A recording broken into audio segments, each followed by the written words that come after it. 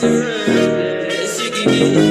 guys, me, Telecom here. So I'm going to be doing a One Piece Let's Play on a One Piece mod that's actually very popular. I'm going to have this difficulty easy, survival, no cheats. Special gear. Alright, where should this what if even start? I know that much like you guys are probably sitting there like, oh, he already has his game plan, but nah, I'm gonna be honest, I decided to just go full like freehand, no script on this video, and I don't even know what I'm about to do. So me and you are both experiencing this what if for the first time. No script this time around, and I'm kind of just gonna be basing most of Izuku's attacks off of everything we've seen from Aokiji, such as Ice Age and his abilities to shoot little lances at people, and turn people into complete statues of ice. I think that that's the dopest part of his powers. But how should he get these powers? Should I just use anime BS and just give him the powers via, you know, anime BSery and basically have it so that just because he's his reincarnation he gets his powers? Or should I have Izuku end up finding a, you know, Logia devil fruit? Now, there's a couple of ways that I could go about it, but I think that the way that I'm going to be using this time around, just because I kind of don't really feel like creating some convoluted storyline, we're just going to be using the anime BS, alright? So, because Deku is going to be Aokiji's reincarnation, let's just say that his soul carries on his powers and that Deku just so happens to inherit it. Now, does this mean he's going to inherit some of Aokiji's personality? Absolutely, of course. Like, this wouldn't be what if Deku had Aokiji's powers if it wasn't. But, you know, obviously, with that comes Deku being more of a nonchalant person and more of a, like, just doing what he thinks is right? Like, he's going to be kind of having a little bit of that Kizaru personality mixed in with his own. And when it comes to his hair color, I'm just going to be saying that instead of having that green tint in his hair, I kind of want him to have white hair. So I'm going to be having him take after his father, Hisashi, and he's going to be having white hair in this series. Just because it's like ice, white hair, like, I don't know, it just fits. Come on now, we got Elsa, we got Jack Frost, we got, who else is a dude with ice powers that has white hair? Not a lot. But yeah, you guys get the point, right? But regardless of the fact, we basically get an Izuku this time around growing up, not exactly knowing that he has this power, but also knowing that he has something. And eventually, once he gets to the age of 4 years old and he's coherent enough to kind of understand what he's doing and like try to pretty much like use powers or try anything and everything, he would eventually one day when he's about 4 years old end up kind of realizing why it is that he was never able to get into pools and stuff like that. Well, now he finally hit the mark and why he's never been able to really take damage. He finds out that it's because he has ice powers. Always found it strange that wherever Deku went, ice and cold usually followed, and it was always something strange that people weren't able to put 50-50 together with. But now that he's 4 years old, he finally showed the ability to be able to freeze things. When Inko ended up getting home and, you know, she sees Izuku on the counter, she sees Izuku in the living room, right? And Hisashi is there like trying to defrost everything, and Izuku's like, I have ice powers, I have ice powers. Like he's just cheering in excitement, right? But we got Inko walking into the house of, you know, like her nice house, and it's just like, it's frozen. And Izuku's just sitting there like cheering, just going absolutely bazonkers because it's like, bro, like froze everything. Like that's kind of cool when you really stop and think about it. But I mean, Inko's not stopping to think about that right now. She just cares about the fact that her whole house got frozen. But regardless of the fact, they take Izuku to the quirk doctor and they pretty much find out that Izuku has the perfect ice quirk. The only downside is that Izuku can't be submerged underwater, because if he is, he kind of just loses all of his strength and power, and even though he's not going to just die, it is something that is pretty much going to be giving him weakness. Salt water is the thing that mainly affects him, and they end up finding out that if you use like a certain material, you could actually damage Izuku, but with nobody knowing that Sea Prism even exists in this world, there is literally going to be nothing stopping Izuku. Nobody in the My Hero Academia world has Haki, and even though he can take tangible damage unlike many other Logias, the ice can simply reform itself. So Izuku is kind of a god in this series. I'm not even gonna lie to you guys. Imagine having the ability to like just not be hurt. Unless you have Haki or Sea Prism Stone, which is something nobody's really gonna find out. and he just grows up with Bakugo, and Bakugo always, like, at the beginning tried to, like, see if he could beat Izuku and be like, oh, like, I'll be better than you when my core gets. He finally gets it, and it's like every time that he tried to, like, defeat Izuku, he just got absolutely mollywopped. Like, of course he landed an explosion, but Izuku just reformed it and was like, Bakugo, stop. And Bakugo, like, could never hurt Izuku. He was never sure why. But eventually he stopped trying to be better than Izuku and just understood that, you know, he's not the best and Izuku is probably gonna be the best. So for their childhood, Izuku was usually the one who would be hit with all the praise, and this would lead Izuku to develop a little bit of a nonchalant, like, cocky attitude, where it's like he's kind of like the star player, like where he, like, doesn't really try for anything unless he really has to, you know what I mean? Like, unless he's told, hey dude, start trying, you know what I mean? And so Izuku was always kind of popular at school. He always had all the girls, and he always had, like, all the dudes, like, wanted to hang out with him and stuff like that. He had all the dudes. But anyways, Izuku basically goes on to live his life just like me and you, right? He goes to school, and eventually middle school would come around the corner. Now, once middle school does come around the corner, this is when things slightly begin to change for him, because one day, right, Deku would pretty much be asked by Bakugo if they're gonna hang out today. And Deku would just be like, I'm gonna take a rain check, gotta go hang out with my mom. It's her birthday, right? And, you know, he grabs his stuff in his notebook and stuff, and he's still a little bit of a brainiac when it comes to studying people's abilities and how to counter them, but, you know, it doesn't really, like, you know, matter. But regardless, ladies and gentlemen, we do have Izuku essentially walking over towards the direction of the underground tunnel, and, you know, he's walking, right, and eventually the sludge villain leeches onto him, and it's like, I got you, kid, give me your body, right? Like, he begins to use that strange voice that he has and just, like, begin telling him that, like, he didn't know that the freak was in town, aka All Might, and Izuku's like, All Might's in town, interesting. And, you know, like, the sludge villain was like, what? And it realizes that Izuku's not even there. Like, that was a ice clone. And the sludge villain just looks at Izuku and is like, what are you? And Izuku is practically, like, still walking away. Now, the sludge villain, before it can realize what's going on, would just be turned to ice. And Izuku would have already turned the corner and walked pretty decent distance away with the sludge villain just being frozen in ice. All Might would tap it and be like, here? And, you know, he's like, okay, so this is going to be interesting. And now he has to wait for the sludge villain to melt, but the authorities could take that ice sculpture and imprison him in that state that he was currently in. And Izuku just literally walks home, and there is no altercation that day. He doesn't even get gifted all for one by All Might or anything. I mean, one for all. And All Might essentially ends up having to like, continue searching for a successor. And because he's not going to be giving it to Bakugo, because I don't really feel like he deserves it in this what if, I'm just going to be saying that he still just gives it to Mirio, just like he would have in the original. And that means that there's going to be two very, very powerful heroes in the series, but Bakugo's never truly going to catch up to Deku's level, no matter how hard he realistically tries. During the 10-month training period, Izuku would kind of just relax, honestly, not train at all. He just goes to school, watches YouTube, he watches others' videos, and he pretty much is just chilling. He's vibing, right? And he just kind of does his thing, right? And eventually the day of the entrance exams would arrive. Now, the day of the entrance exams, Izuku does go, right? Like, Inko drops him off, and she's like, I love you, right? And Izuku's like, love you too, mom. He walks in, right? And, you know, he takes a test, and he's not even muttering this time. He's just looking at Present Mike.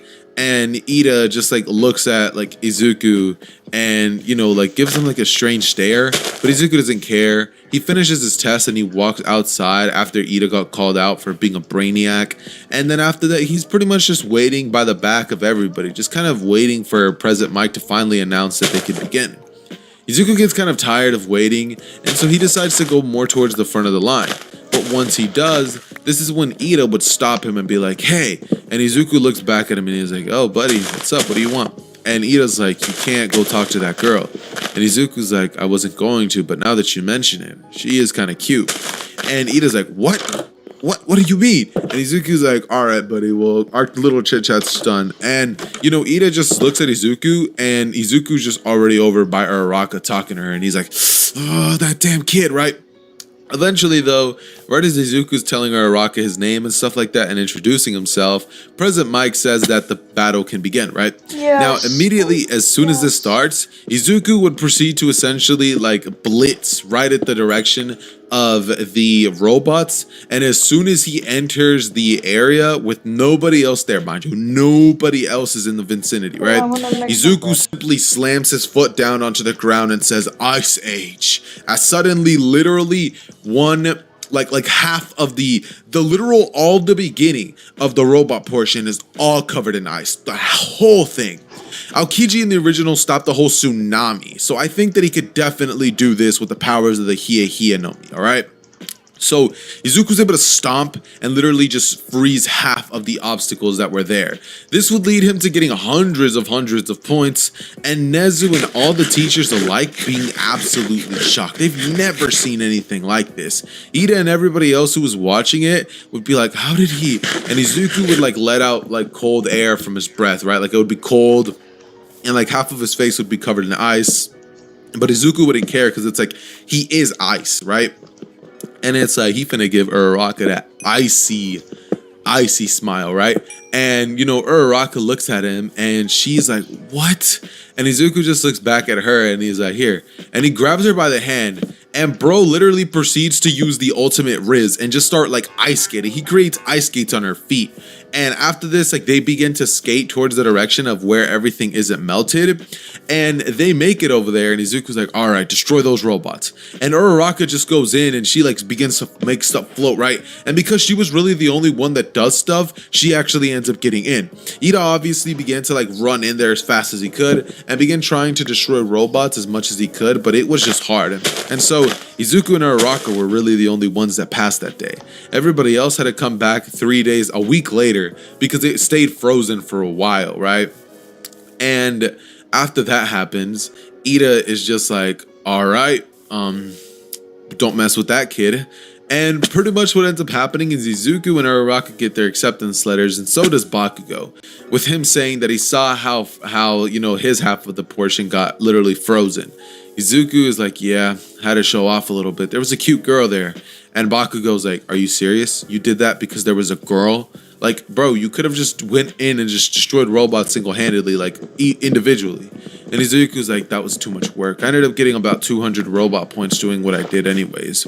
And Bakugo was just like, all right then. I mean, yeah, I mean, I can't really argue with that. I can argue with your methods, but not your results.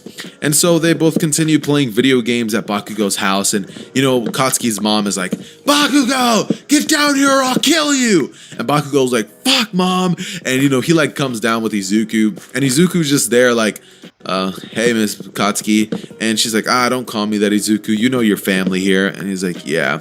He then begins to eat the pasta she makes, and then everybody kind of just ends up passing out. Izuku spends the night at Bakugo's before school starts, and Katsuki would be the one who has his mom actually take them to UA. So they end up arriving around the same time, and Izuku would end up sitting right next to Bakugo, right at the edge of, like, literally right at the back of the class. That's where Izuku's at. He has his feet on top of the desk. He like has like a book over his face, and he's just trying to sleep. He's trying to get a nap in, right? And Bakugo's just sitting there like cockily, just scrolling through his phone until Ida just walks up, and he like just can't stand seeing these two like live their best life, right? And he just walks up and he's like, "What are you guys doing? You guys know you're disrespecting UA property. I should do something about this. I can't let you guys do this." You know, he just begins being a whole teacher's pet, right? And immediately Izuku, like, he pretty much like looks at Ida and like he picks the book off of his face and he's like, dude, be quiet. I'm trying to sleep. And, you know, a little bit of ice comes off of his breath, and, you know, he then blows at Ida with his like icy breath, and it like kind of like pushes Ida back, also making the classroom a lot colder than it was before. And this would cue Aizawa to wake up since his temperature was already ruined. Now Aizawa wakes up and he's like, oh, damn it. He then is like, all right, took you guys this many seconds to settle down. And he then pretty much tells the classroom to go get changed into the UA outfits and meet him outside. Everybody does so after a little bit of protest from people asking about UA's orientation, but eventually they all get the memo that Aizawa doesn't care about that kind of stuff.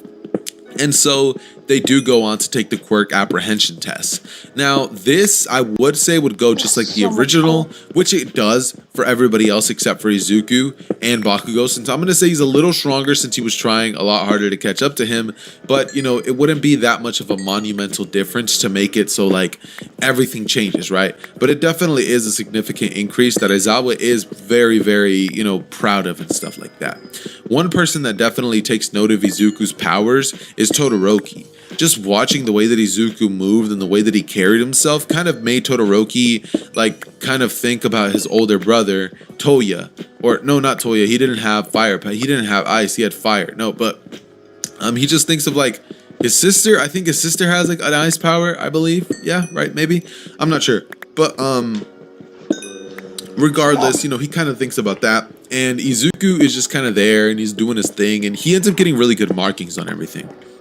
I mean, you know, we have the ball throw, and for that, I'm thinking that Izuku's going to be creating like an arrow, like a bow and arrow made out of ice, and like he pulls it back. Wait, it's out of ice. How would he even like pull the thing?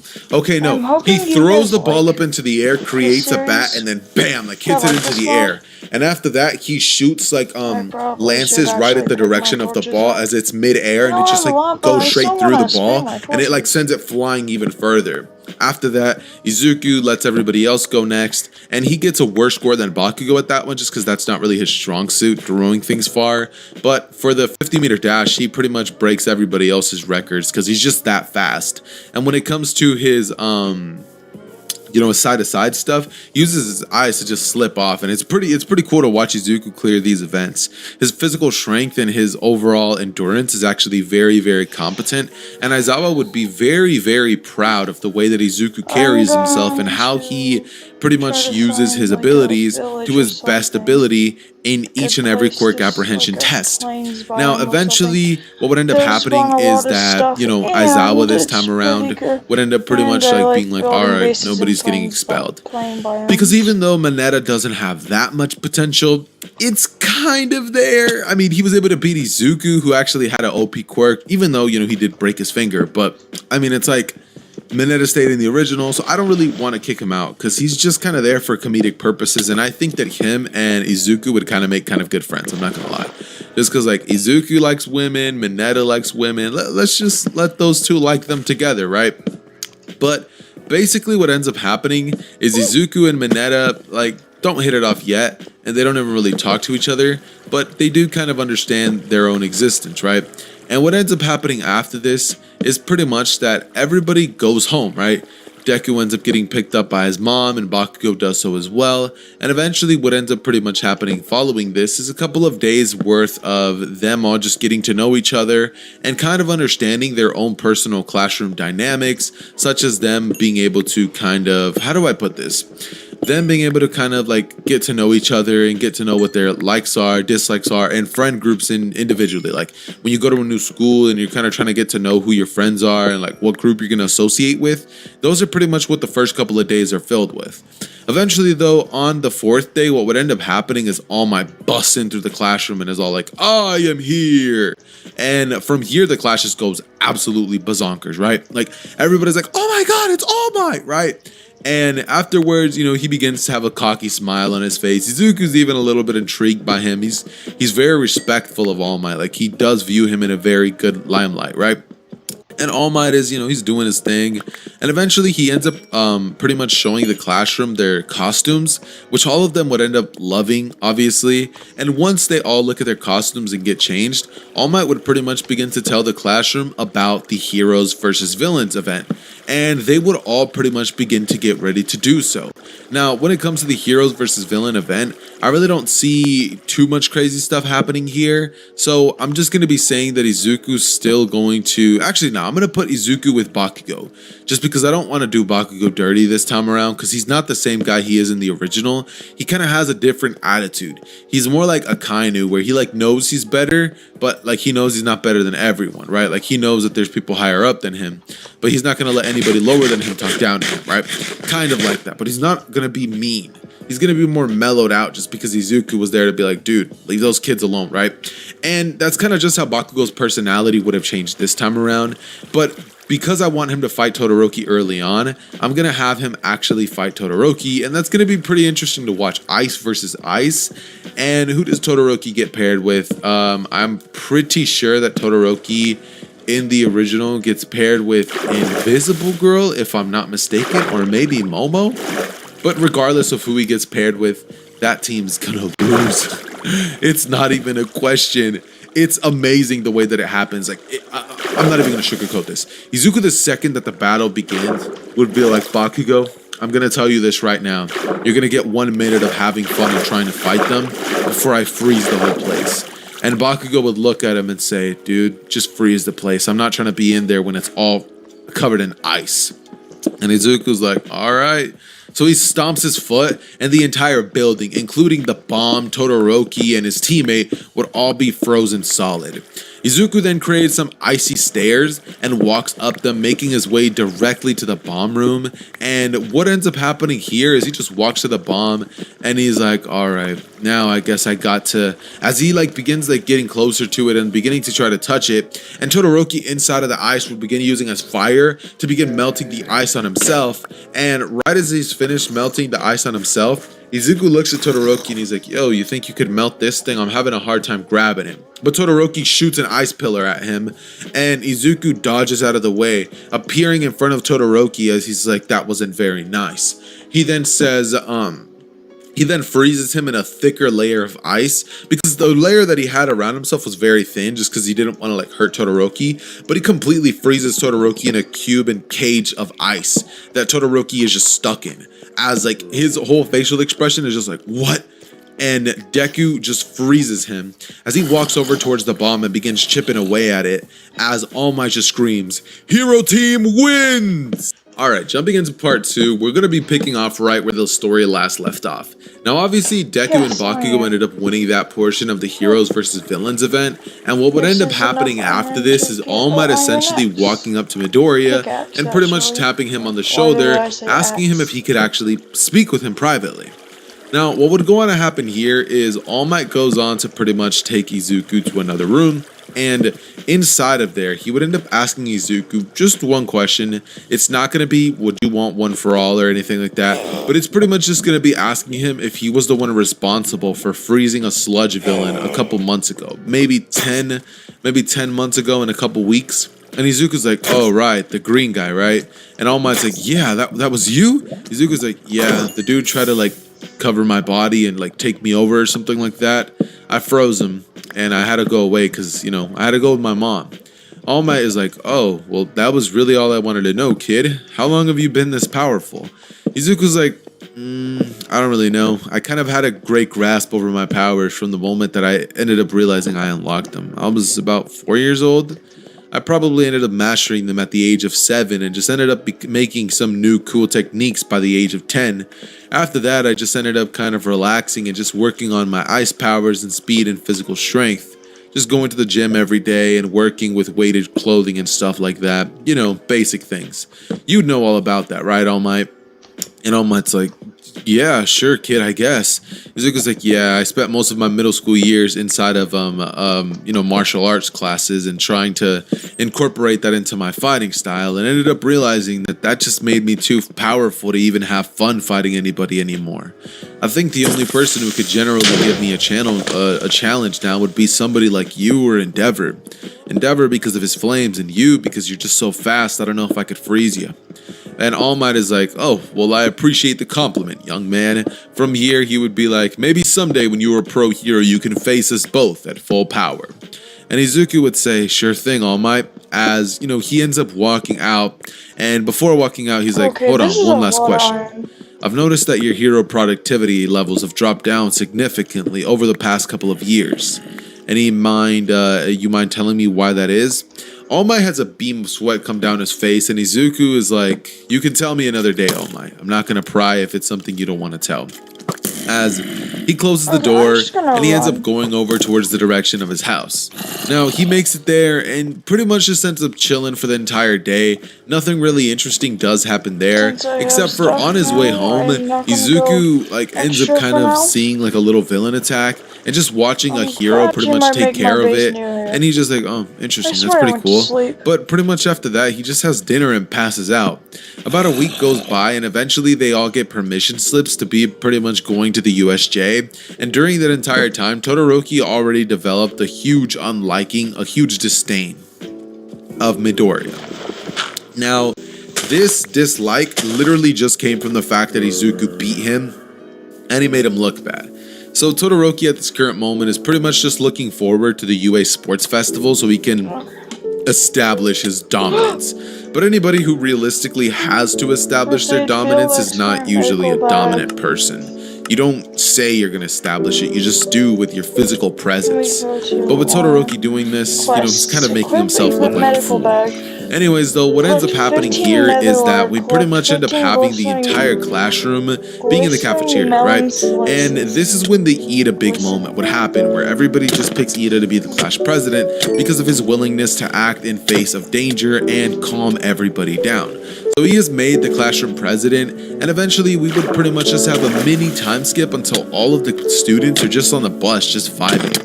Everybody's kind of just chilling and being like, all right, so what's your quirk? Like, who do you guys think is the strongest? And Tsuyu just blatantly says it. She's like, oh, it's Midoriya. It's Midoriya by a long shot. The next one would probably be Bakugo, but we really don't know how strong he is. And then Todoroki, I don't know, I just really don't like Tsuyu. I'm sorry, that's why I was doing her voice like that, but I just have a strong, dislike for her. But anyways, so what ends up happening here is that Izuku is pretty much just sitting next to Uraraka at this moment, right?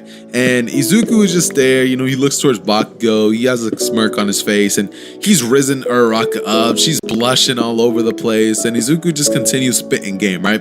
Kaminari and Mineta are just watching from afar, and they're like, so lucky. And, Izuku just continues spitting his game to Uraraka until eventually they hop out of the bus. And, 13 gives her lame speech. Immediately after this, a villain would show up in the middle of the USJ, and this is going to be Kurogiri, just like always. And what happens here is actually going to be very, very interesting, because it's like, yes, Deku could potentially freeze everything, but that would also freeze his teammates and classmates. And since the door is locked, he can't exactly just, get them out anymore. So what options does he really have? Well, here's one. He immediately looks to Aizawa and asks him if that's a fake villain, and the second that Aizawa nods his head no and gets into serious mode, Izuku knows that now is literally the only time to act. So Izuku pretty much uses his ice lances, and he shoots a ton of ice at him. He just shoots it at Kurogiri, and Kurogiri is forced to pretty much dodge mid-air and make it so that he doesn't get hit in his vital spot that he only can take damage in. Once Izuku realizes this, he's able to quickly identify the fact that Kurogiri can take damage, just in a very specific spot. And that's something that's very, very intriguing to Izuku. So right as he was about to pretty much do this, Kurogiri was able to actually get the upper hand on him and teleport him straight to the boat area, just like in any other story. And what ends up happening here is Izuku would pretty much begin falling onto the water, but as soon as he sees it, he immediately transforms everything around him into ice. And all of the villains that were inside of the water just all get frozen. Now, immediately as he does this, he realizes that Mineta and Tsuyu just barely made it out of the water, and he's like, oh wow, I could have frozen them too, not realizing that they were there with him. He pretty much feels pretty bad about it, but he's like, I'm not going to say anything. And after this, they walk towards the mainland, only to see Aizawa pretty much having a hard time against some villains. Once Izuku sees this, he immediately realizes that now is the best time to pretty much act. And so he creates a couple of ice clones that go in and take care of, all of Izuku's dirty work. And as this happens, Shigaraki's scratching his neck and he's like, oh, sorry guys. Okay. Let's pretend, let's go back in time. Alright, we're there. And Shigaraki looks at Izuku, right? And then he just scratches his neck and he's like, Kurogiri, Nomu, now! And the Nomu gets teleported into the battlefield, leading to Shigaraki screaming, Nomu, kill the brat! And following this altercation, the Nomu immediately blitzes at Deku and just punches a hole straight into the chest of Izuku. Now, Izuku falls back and ice just like stays there onto the ground. And Shigaraki just starts laughing. He's like, yeah, I killed him, right? And Izuku just kind of like is sitting there like pretending to die as Shigaraki is just looking at the direction of the Nomu, and Izuku just goes over by the Nomu. As the Nomu like walks back towards towards Shigaraki, Izuku freezes the thing. And he does not just freeze like the outside. He freezes the inside of the Nomu. Like the Nomu's blood and like everything that it has inside is completely and utterly frozen. Because Izuku could just tell that thing is not alive. And even if it is, it's definitely experiencing a misery of just feeling horrible pain and stuff. So Izuku immediately realizes that, he kind of just has to get rid of it and put the thing out of its misery. So he does so, and then he walks towards Shigaraki's direction, only to pretty much be stopped by Kurogiri, who is pretty much the last line of defense for Shigaraki. But as soon as Izuku sees this, he realizes that he needs to take care of this guy first. So he throws up some leaves into the air, blows cold air, making a saber, and he creates the ice saber, right? And once he does this, he looks at Kurogiri and he blitzes as fast as he can, only to pretty much hit Kurogiri with the ice sword, and Kurogiri's little metal part would just get frozen entirely, leading to Izuku looking at Shigaraki, who immediately is like, no, this can't be happening. But he knows he can't fight him close quarters. So Shigaraki begins to try to run away from Izuku, and Izuku just begins to pretty much like walk at Shigaraki. Now Shigaraki makes it towards one of the exits of the USJ that is like all the way in the back where a lot of villains are at, and he begins pushing them out of the way, like, get out of my way. And Izuku's following, freezing up all the villains along the way, and eventually he freezes the door, leading Shigaraki to have to rush at Izuku and try his last thing to actually damage him, which is to just decay Izuku. And Izuku, knowing that he's never been hurt before, is like, whatever, right? And Shigaraki grabs a hold of Izuku's ice arm, and when Izuku feels it, he's like, I don't feel, until he kind of feels a little bit of damage, and it's like, bro, what? Like, his ice decayed, kind of? But it's not really what happened. What really happens is that Izuku's ice just pretty much proceeds to turn into water, and that water just hits the ground. And Izuku's kind of shocked because he's taken like physical damage, but nobody's ever just melted him like that before. And it did feel strange, so Izuku doesn't want to feel that again. So Izuku cuts his entire arm off and just regrows it with ice. And following this, he pretty much looks at Shigaraki and he's like, whew, as he blows Shigaraki and just turns him into complete ice, right? Shigaraki is sitting there like a ice statue. And Izuku is just like, all right, that's one villain taken care of. Now to go take care of the rest. And following this, Izuku just goes on to pretty much body everybody who is inside of the USJ, going on to essentially eliminate them as easy as he possibly could. Like, the process is so easy for Izuku that it's just like, bruh, like, it like generally does not get any easier than this, right? And that's just what's really happening right now. But what ends up happening here after this is we basically get a situation where what ends up happening is that okay. I'm confusing myself. Let's backtrack. Izuku just took care of the villains. Everybody's currently getting taken off by the police officers, and Izuku was just sitting back there like, all right, so what do I do? And everybody's just kind of talking about how awesome Izuku was, right? Like, Izuku was the MVP, 100%. Nobody else could stand up to him, and it was just incredible. And even when All Might ends up actually arriving, he just kind of tells Izuku that he's very proud of him. And he just thinks about what could have been if he would have given him One for All. Like, if Izuku had One for All for One would be done for. Like, dunzos. There's nothing All for One could do at that point. But since he hasn't done that quite yet, they still have a bit of a chance for All for One to win. But since Shigaraki and Kurogiri are both going to be in Tartarus, All for One is either A, going to have to launch a full-scale attack on Tartarus to break them out, or B, have to find a brand new successor, which is exactly what I'm going to be leaning towards. I'm going to be saying that he's going to just kind of like say, okay, Shigaraki was clearly failed, he didn't go through with the mission properly, but Kurogiri is a tough loss. But since he can't exactly do that quite yet, he ends up finding somebody else to pretty much mentor, somebody else to align himself with. And while that's happening, all the other students pretty much get a 1 week break off of school to train, but in Izuku's case, just binge YouTube videos. And Izuku would click on one of his favorite videos. He pretty much just clicks on the video that is like Andrew Tate versus Jake Paul face-off, right? And he sees that and he's like, oh, that's interesting. But before the video even plays, what ends up happening is he gets hit with an ad. And he's like, bro, what's this? But it's just this guy talking about fandom. And he's like, what's fandom? Well, let me tell you. As anime fans, we love to show our support to our favorite shows by rocking anime apparel.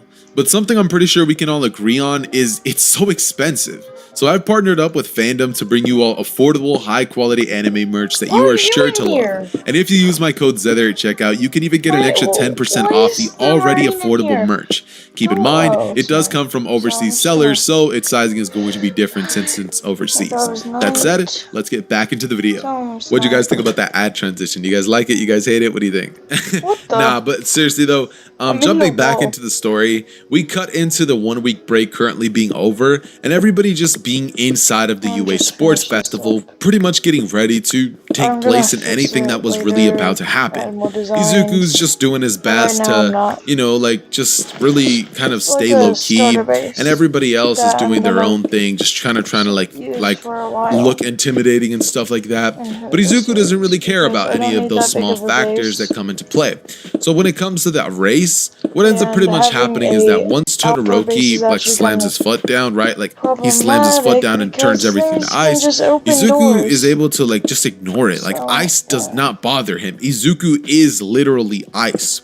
So even if Todoroki was to shoot an ice attack at him, Izuku's not gonna feel it, bro. Like he could just merge with the ice, or like, you know what I mean? Like he can't hurt him. He is ice. You can't hurt him.